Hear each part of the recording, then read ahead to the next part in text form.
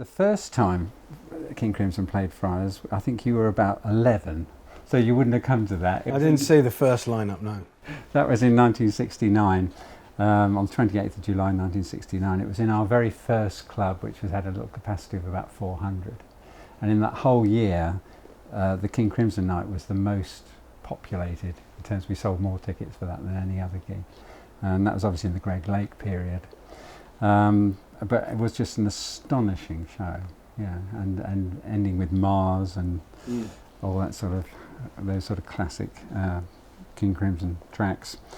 And then the second time we put them on was at Watford Town Hall in 1971 on the 15th of July.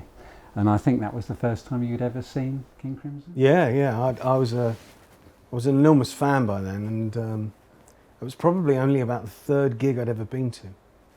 Can you tell us a little bit about that? Because I think there was a bit of a story about how you nearly didn't get there or something. Well, yeah, I guess I'd still be, it's just before school would have broken up, I should imagine. So I'd been at school that afternoon, and there's a bit of rough ground that separated the playing fields of the secondary school from the primary school. And I fell over in that rough ground, and I landed on a milk bottle, and it was a really bad cut. I could see the bone and everything. And so there were two main concerns. One, I thought my mum would go nuts because I'd ripped my trousers. And two, I was going to the King Crimson gig, you know. So I ended up in the accident emergency ward at the Peace Memorial Hospital. And then I just stayed there because it's literally round the corner from the town hall.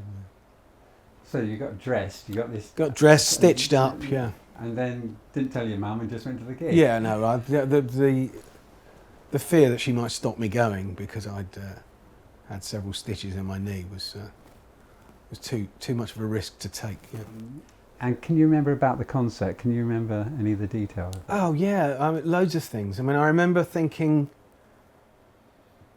It was very dramatic. It was funny, too. There was moments of humour. I remember the drummer Ian Wallace, who I subsequently played with, because they used to use it for orchestral concerts, so there was that kind of stepped kind of thing at the back, which I guess was for players and stuff. And I remember him going up to the back and in the middle of his drum solo, throwing sticks and hitting the kit, and the kit was going through all sorts of kind of weird, like the VCS3, I think, that Pete Sinfield was operating out front.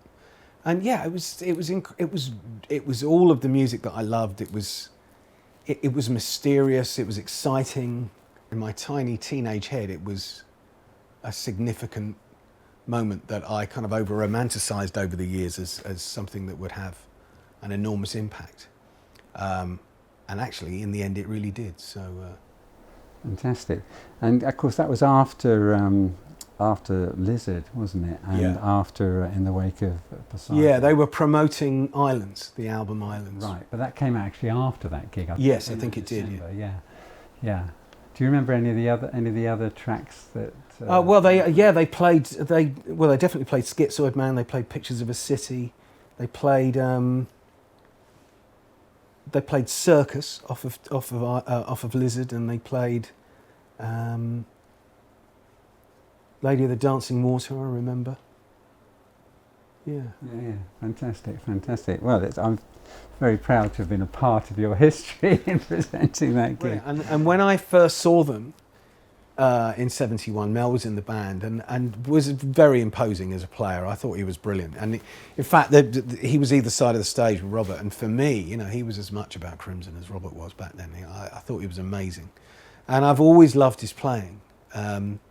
So it was a real thrill to work with him. I worked with him in the Schizoid band, and we've done a lot of work since. In fact, we did a couple of duo gigs, just the two of us. We did a show in Venice, just a little thing, but that was great. He's brilliant, Mel, and he plays a lot in this. Robert loves his playing, so you know he does the majority of the solo stuff, the solos of Mel, and he's on fire. He's fantastic. Fantastic.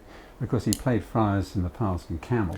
Yeah. 3 times, and everybody's very excited about this being the first time back since the Camel. No, he's great. Gig. He's played for everybody, Mel. You know, his CV is extraordinary.